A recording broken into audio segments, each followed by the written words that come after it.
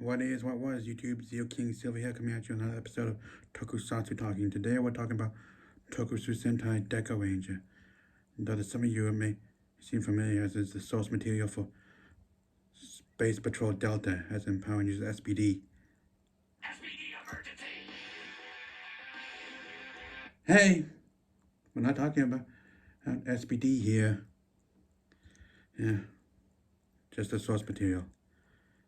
Anyway, yes, meanwhile, there are some similarities between Dekaranger and Power Rangers SPD. SPD emergency! Hey! What did I say? Can someone deal with him, please?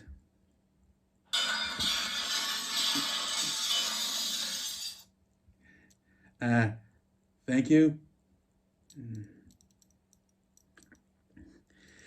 Anyway, how about we get on with a review now, shall we? First, we'll be talking about the Rangers. The first Dekaranger we see is Bon Akaza, more commonly known as Bon. We'll be trying not to give too many spoilers away, but we'll try to reveal what I can. Bon is played by Ryuji Sinai. And Bon as a character, tends to be a typical wet Sentai. Who are either like the serious types who don't really talk much and usually are very intelligent, or crazy, impulsive, and reckless. Bon being the crazy, reckless, and impulsive type. He has a chaotic but fiercely loyal and friendly personality. He likes to watch the things not thinking. He sometimes wonder how he became a Dekaranger in the first place. When he does care about people, he doesn't always think things through, and thus causes headaches for everyone else, particularly his teammates. We don't really learn a whole lot about him at all. Nothing really about his parents or where he came from or anything. When we first see him, he's on an alien planet pursuing an alien criminal, which in this series are called alienizers, which refers to alien criminals who cause trouble and commit crimes both on Earth and in other parts of the universe. And Bon is in hot pursuit, despite the fact he's been ordered by his superior to do otherwise.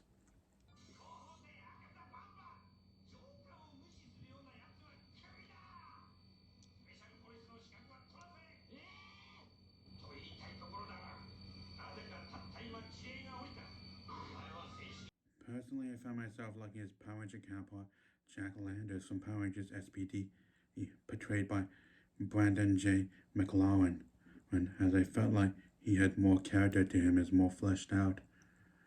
Whereas Jack grew up on the street, eats alongside his best friend Z, and only got into SPD, he'd do a sheer twist of fate and all, and we also learn a little bit about him and all, like how he didn't know when his birthday was and how apparently his parents were involved in SPD, which resulted in him gaining power, was the ability to go through solid matter due to an incident with an experiment that happened, and to them alongside the parents of the other Rangers he knew.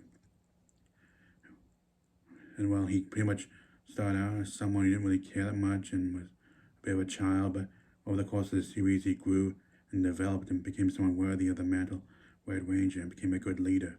Bon, on the other hand, not the same. He was pretty much reckless and irresponsible for the majority of the series, though he did have a good heart.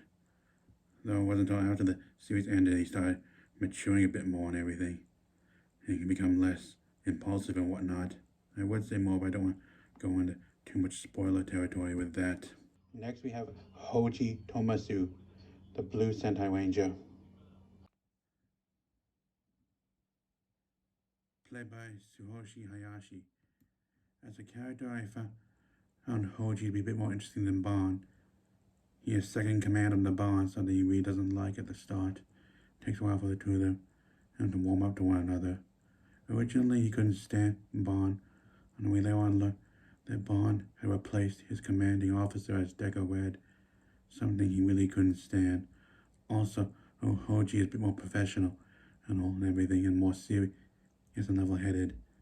Thus it clashes with Bon's personality. Also, he hates it when Bon calls him partner. It takes a while, but eventually the two of them do become friends later on. Also, we learn he has a younger sister called Miwa, who appears in a couple of episodes and is mentioned in one. There's also some other things I'd like to say about him, but I would pretty much delve too much into spoiler territory. And later on learn that he has a girlfriend, and more than halfway through the series. It's a very interesting episode and also a bit of a tearjerker, and we also learn a little bit more about him as well. Like he's hoping to get promoted and get a golden badge and become part of a very special unit of the Dekaranger. I would say more, but would delve a little bit too much into spoiler territory. Next is Shinichi Inari, the Green Dekaranger.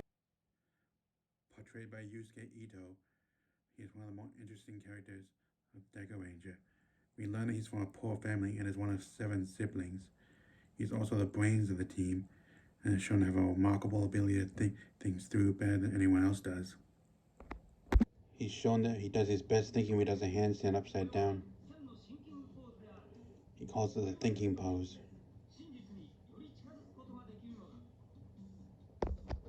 Next is Marika Wayman, nicknamed Jasmine. Played by Ayumi Kinoshita, Jasmine is a psychic, or esper, if you will, able to pick up sensory impressions of others through handling of an object or visiting a certain location. She does this by placing her hands on them. She wears gloves to keep her powers under control, which is essentially similar to Rogue from X-Men, both of them having powers through touch, whereas Rogue's powers allow her to drain powers and memories and stuff from others by physically touching them. Jasmine's powers work by touching objects. They'll both wear gloves to prevent their powers from going out of control. Well, we don't really learn much about her past, except for apparently she got picked on a lot because of her powers and almost got herself killed until she was rescued by her commander, Anubis Daki Kruger, who recruited her. We'll talk about him later in the video.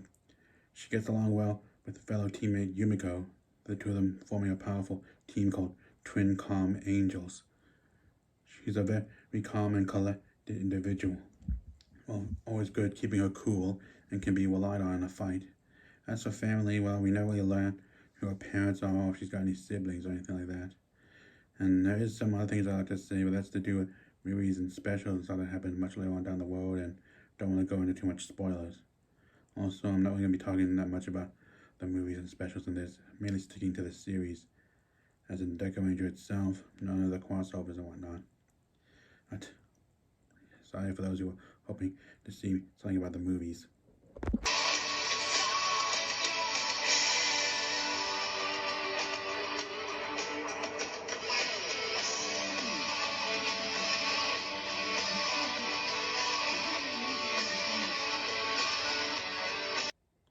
Now we move on to the 5th member of the team. Next is Kumi Kodu. Character-wise, not really a lot to say about her. She's a bit of a ditz, but she has a good heart. And she's very perky and tries to encourage others to keep smiling and being happy no matter what. She also spends a lot of time taking bubble baths with 3 rubber ducks. She also goes by the nickname Yumiko, and she gets along well best with her teammate Jasmine. The two of them often make a powerful pair in battle. Other than that, not really much else to say about her, though some parts we'll get to later on. She did once date someone, but then it turned out to be a monster of the week in disguise. Other than that, not really a whole lot else to say. Not really anything about her family's revealed. I mean, she does like to go shopping and all, but other than that, well, her character really doesn't feel like there's a lot to her. Anyway, next we move on to the 6th member of the team. Next is Tekken Aiwa, Deka Break. Portrayed by Tomokazu Yoshida, who just happened to marry Mika Kikuchi, the one who played Kumi, and has since left acting to practice acupuncture.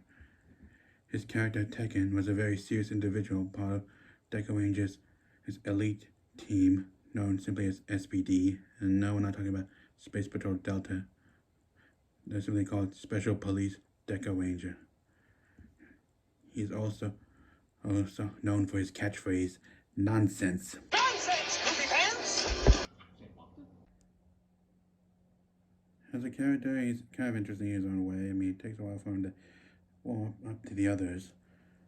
He often prefers to work solo, thinking he's better off on his own due to him being an elite Dekaranger. Family-wise, well, we learn his parents were killed all back when he was very young, and he seeks to find the one responsible for it, which we'll get to later on. Anyway, next we'll move on to the seventh member of their team, their mentor. They are led by Doggy Kruger, also known as Deca Master. Voiced by Tetsu Inada, while his suit actor is Hideki Kusaka. Character-wise, I mean, he's kind of cool, but I found his appearance to be kind of well off-putting. Like, he always looked like something from the Muppets. I mean, like, I could never really get into it. Showing he transformed, no, he looked cool. Don't ask him what happens to his face when he transforms and all. He doesn't like to talk about it, gets embarrassed. He's from the planet Anubis, apparently from a race of anthropomorphic dog people who have abilities similar to Earth dogs, enhanced hearing and smell and whatnot. He's also a master swordsman, and as well, possessing one of the coolest swords ever in Super Sentai, which we'll get to later. Yeah. Though personally, I kind of preferred his character from Power Rangers SPD, Anubis Doggy Kruger, as I feel like he looked cooler. And also I liked how he was referred to as Shadow Ranger in Power Rangers SPD. I found Anubis Doggy Kruger's costume to be much more cooler looking than his Super Sentai counterpart. Definitely looks like they put more time, effort, and money into making his than Super Sentai did with doggies.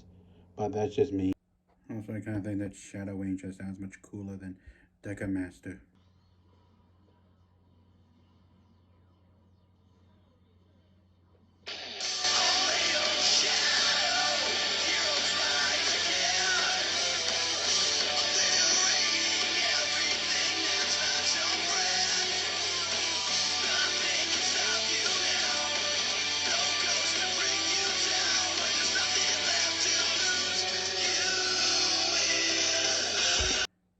Yeah, sorry, I just had to get that out of my system. I always wanted to do that. There was also a one-time ranger called Deca Bright for one episode. They also had one other Deca Ranger, Swan Shiratori, who would become Deca Swan, though sadly she only became Deca Swan in 2 episodes and also in one of the movies as well. Other than that, she would provide technical support as well as guidance as well. Portrayed by Mako Ishino. Swan is Kruger's assistant as well as a technical officer who provides much information and helps them with technology as well, and is also incredibly intelligent. And she doesn't really become Deca Swan that much. She says it's her policy to become Deca Swan once every 4 years. Also, it's hinted that there's a possible relationship between her and Doggy. Other than that, not really much else and all. Like, she mostly just stays in the base and all, helping out the Rangers as best she can. And well, she did transform halfway through the series and also once more in the final episode and also one of the movies. Other than that, well, not really a lot to say without going too much into spoiler territory. Anyway, next we move. There are some other Rangers that appeared in movies, but I'm sticking just to this series for now. Sorry for those who want to talk about those. I just kind of feel like there's too many to talk about, and also hard to talk without going into spoilers. But next we'll move on to the main villain of the series. The main villain of the series was Agent Umbrella. Actually, he was pretty much the only villain in the entire Dekaranger series in all of its episodes. Voiced by Ryusei Nakao, whereas his suit actor was Yoshinori Okamoto. Unlike other Super Sentai villains, Umbrella wasn't out to conquer worlds or galaxies or anything like that. He was just an arms dealer. His main motivation was to sell dangerous weapons and robots and whatnot to any monsters of the week and other criminals in the series, which is all he did. Like, sometimes he barely even showed up at all, just once. I mean, like, he mostly just stayed in the shadows, providing weapons and other illegal goods to monsters of the week.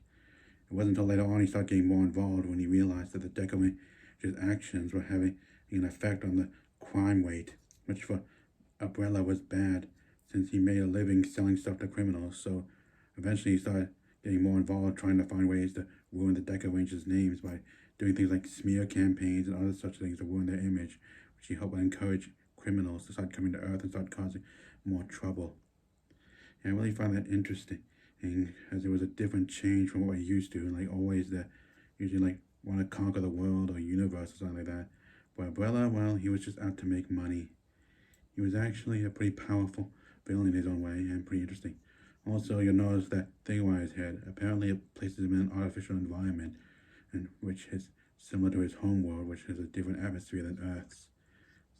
All in all, I really found him to be a very interesting villain with a lot of power, which it really made him a force to be working with, and also a lot of brains. Other than that, there's no one else in this series who qualifies as a main villain except for him, other than the robotic foot soldier, which he also provides to the monsters of the week, which we'll get to right now.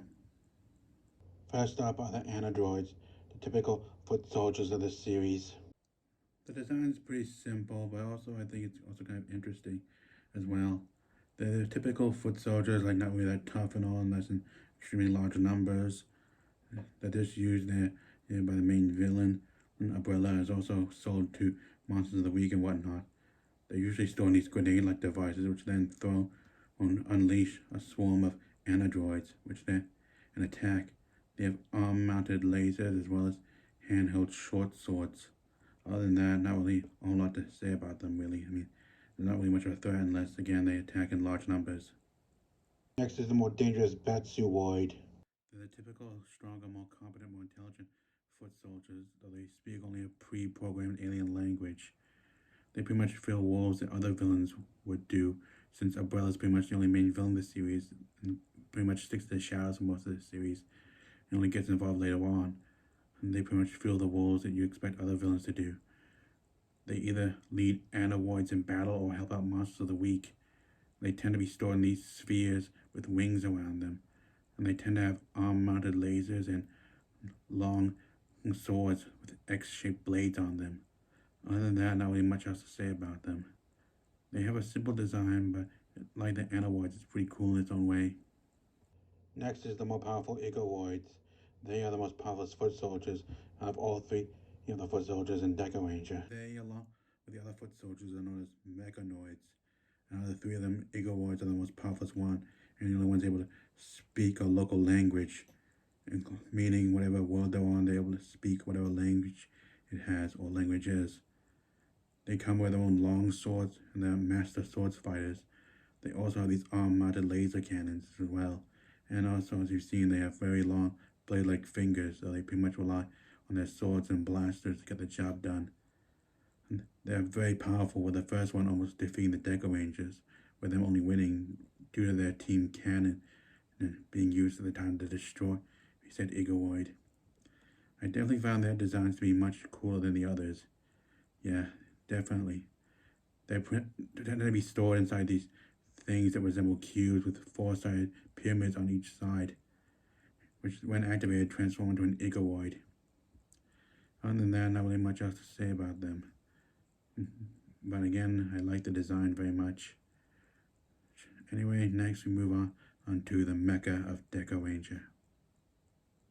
First up is Dekaranger's mecha, the Patch Striker. Shown to be incredibly fast, it also has these robotic arms which it uses to help wield the main robot's sword to help perform a slash attack. Also uses them to help combine with the other vehicles to form the main robot. Also, it's shown in the first episode that it's capable of space travel. Other than that, not much else it can do. Ooh, yeah, it's still a pretty good design and all, but other than that, it's kind of a little plain when you think about it. Then there's Pat Gyra, driven by Deca Blue. Next is Deca Trailer, driven by Deca Green. Then Deca Armor, driven by Deca Yellow. Last is Pat Signer, driven by Deca Pink. Each of them is unique in their own way. Deca Blues is the only one that can fly. It comes with a special type of wire which is used to move civilian vehicles out of the way. It's also armed with these two Gatling guns under its rotors. It also comes with these two giant handcuffs when it forms the mecha, the giant robot, to help trap giant enemies and take them captive. Deca Green carries half of the mecha's sword, the blade to be precise, as well as carry the handgun which the mecha uses for its finisher. It's the most heavily built out of the five. Also can use the mecha's handgun to take down enemies or trap them when they're not combined. Deca Yellow comes with these two giant lights which are useful for blinding enemies. Also, they detach to form the other half of the Mecha's sword. And Deca Pink comes with this giant signal which is useful for directing traffic, flashing warnings, and also when it's time for judgment, it helps pass judgment on criminals. Deca Blues forms the left leg, Deca Green the right leg, Deca Yellow the right arm, and Deca Pink the left arm, whereas Deca Red forms the torso, as well as the upper part of the legs, as well as the head. And then to me, the way they combine is similar to Voltron. Form feet and legs. Form arms and body.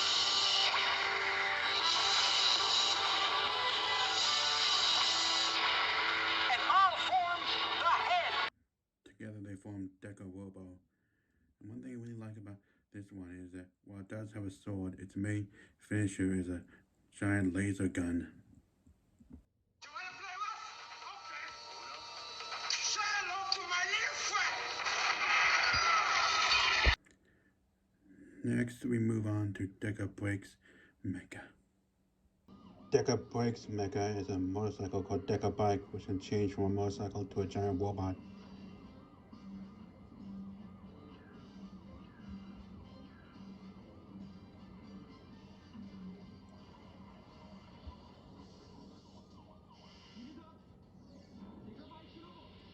It really was an interesting design, as well as an interesting mecha. I also like how the Dekarangers was able to hop on it and ride it.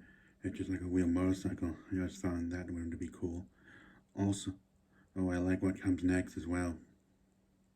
It can also combine with the Deca Ranger Robo to form a new robot.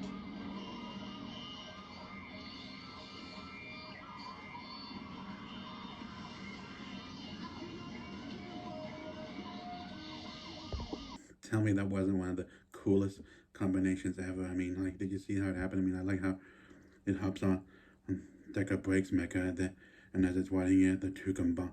I mean, they're just one of the sweetest combinations ever. Though, I do wish they could have done it so that when they combine, that it doesn't look like it's got arms for legs, since Deca Green and Deca Blue, whose vehicles form the arms when the robot combines with Deca Breaks. Because it always looked like you had arms for legs. Like, I really wish they could have done something better with that. Aside from that, it was still pretty cool, and I really liked the creative way they did it. It was one of the best ones, in my opinion. Next, we move on to their leader's mecha. Their base of operation, the Deca base, also transforms into a giant robot, which is also the personal mecha of their leader, Doggy Kruger.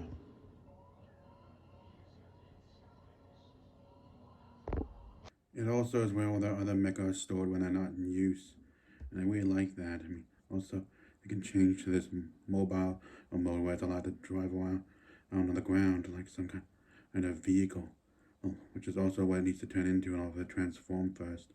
And I really like the way it looked and all. I mean, sure, it's a bit boxy for me, but hey, it's still pretty cool. Next, we move on to the next set mecha. Also, I think I should mention how there was a mecha they used in the movies, but I'm just sticking to the series, so that one's not going to be in here. Instead, we're moving on to the final set of mechas in the TV series. I hope you enjoy that. Next set of mecha are known as the Patrol Wings, 5 flying vehicles that can also combine into one giant robot. Some of them I think looked cool, others I feel like maybe could use a bit more work. But hey, I still like the fact that they had a set of vehicles that could combine together, that could all also fly together. And the combination was pretty cool.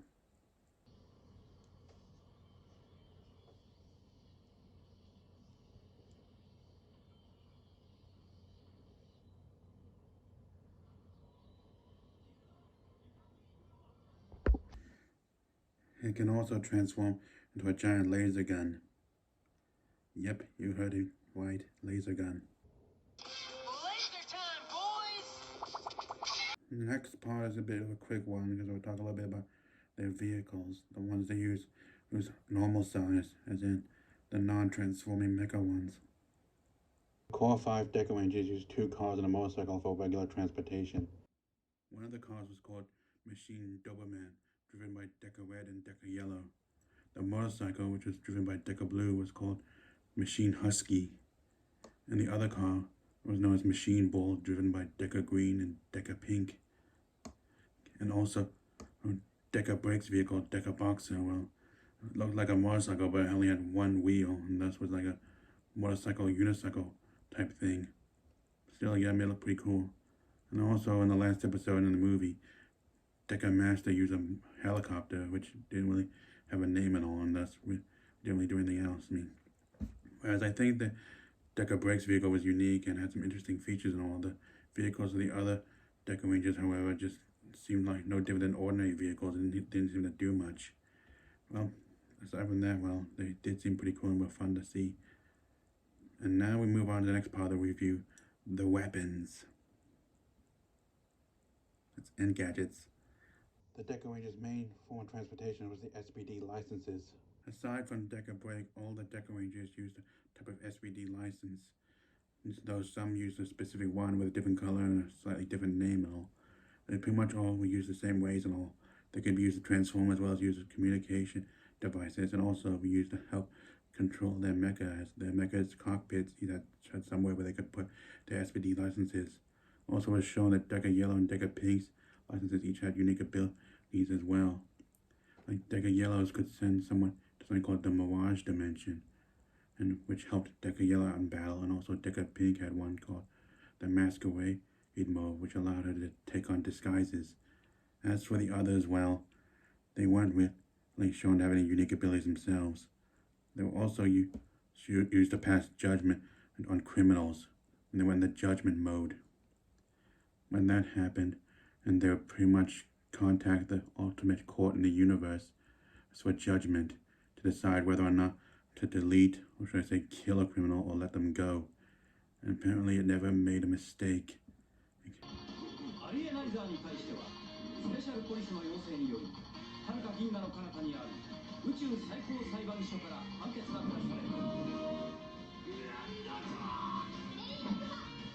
Personally, I kind of liked it better in SBD when they used them to capture criminals instead of killing them.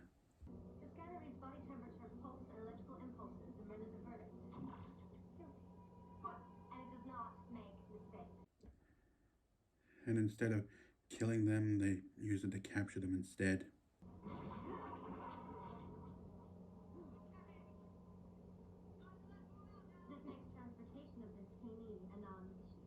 I also like how they explain how it actually works, whereas in Deca Ranger they didn't really get much of an explanation and all.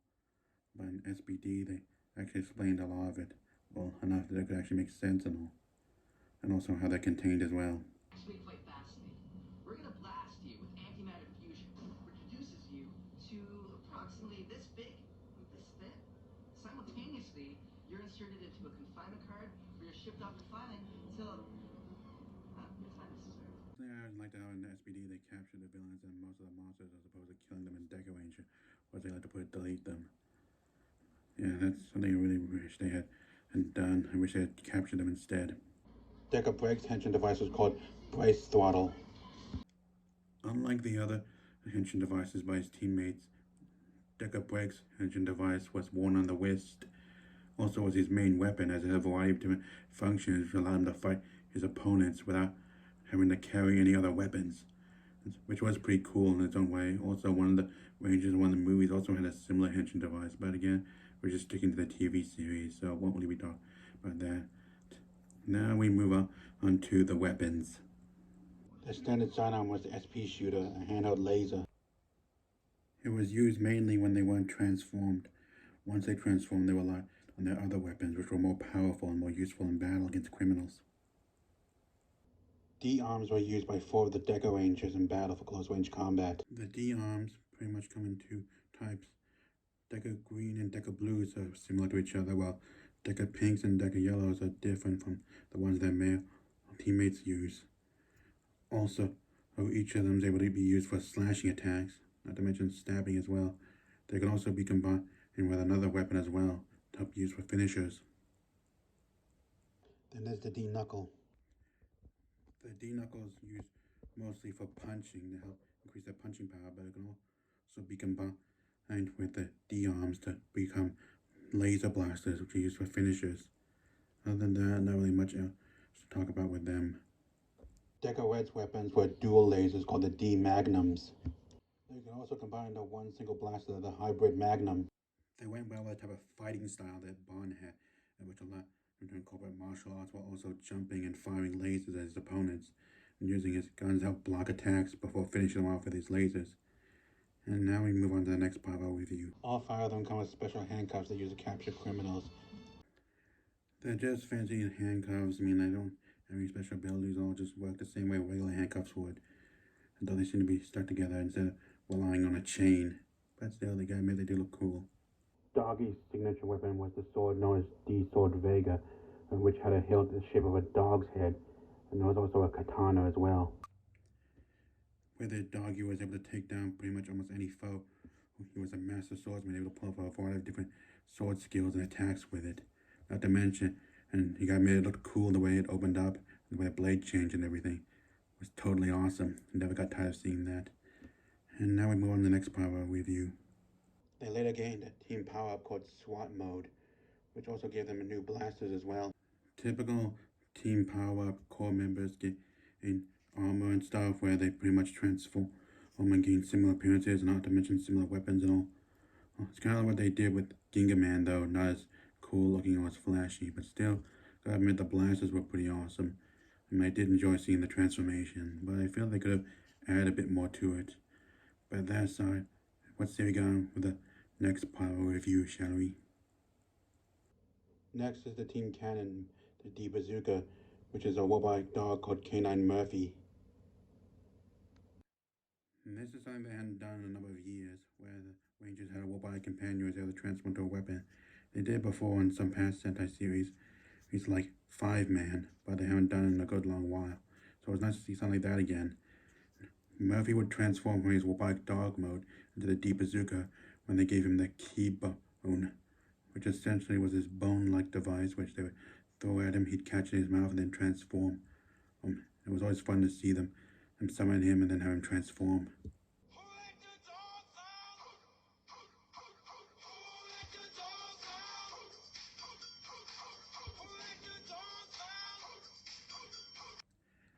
Next we move on to the monsters. Unlike other Super Sentai series, this one's Monsters of the Week, well, they weren't really part of any organization, or well, some of them were part of mafias and whatnot, and some worked together with others as teams, but most of them functioned separately as individuals.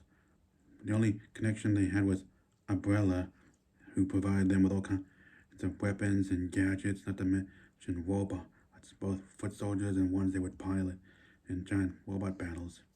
Yeah, and that's another thing. Unlike other Super Sentai series, hardly any of the monsters of the week grew to giant size. A few of them were naturally giant, but most of them just piloted giant mecha, which were similar to what they did in, well, Bioman. Though that one was done by all the different villains and all, particularly these 5 monsters or villains who would occasionally show up until 2 of them got killed, and then later on it's down to 3. But with Dekaranger, well, nearly every monster of the week piloted their giant mecha. Well, that's mainly because some of them really weren't that tough on their own. A few of them could actually put up a fight and all, but others, well, really couldn't fight for anything, unless they either piloted a giant robot or some of them used these robotic high-tech suits to give them a power boost because, well, again, some of them really couldn't fight to save their lives. But there were a few of them I actually enjoyed, such as the one we're about to get to right now. My first favorite is Domination Don Maeda, the first monster to appear in the series. It took a while for the design to warm up to me, but eventually I started liking the way he looked and all. He also had some incredible powers on and everything as well. It was also one of the few monsters of the week in Dekaranger to actually kill a human, which is something I really wish they did more of nowadays, because most times it's just like they go, wow, we're monsters and all that, one from us, and then break, wreck, and destroy stuff. But with this dude, however, he actually killed someone and also showed me he was a force to be reckoned with. And next we move on to another monster I like. Another favorite mine is Mike and Claude.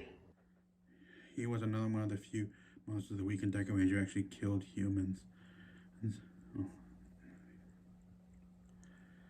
He was another one of the monsters of the week in Dekaranger who actually killed people, though he did it to save his sister. And if you recall earlier, I stated that Deca Blue was shown to be dating a girl. It turns out this monster was the younger brother of said girl. I know it's kind of a spoiler, but it's hard to not talk about without explaining why I like it so much.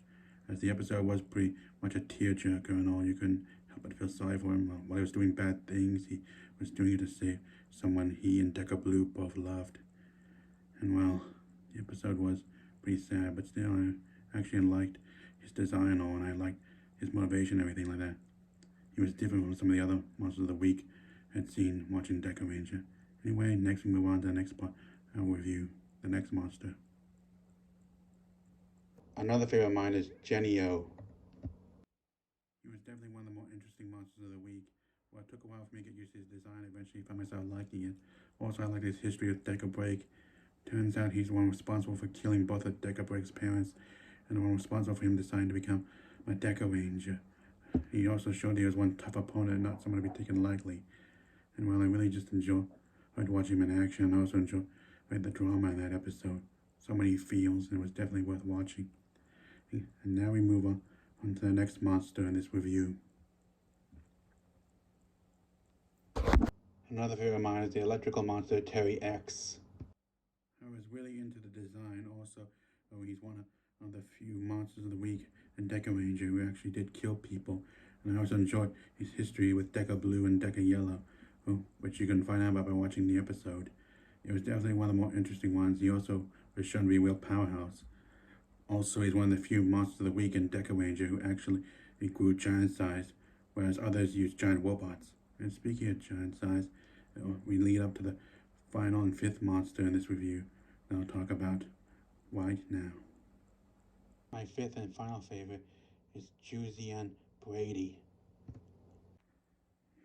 He was definitely one of the more impressive monsters of the week designs in Dekaranger, whereas others mostly were just like people wearing ordinary clothes or wearing gloves and masks, and some were simply the same costumes but with different masks swapped over. A few of them actually were pretty impressive looking, though I found myself liking Brady's more. I just love those blades on his arms. Also, as I said before, he's one of the few monsters of the week in the series that grow.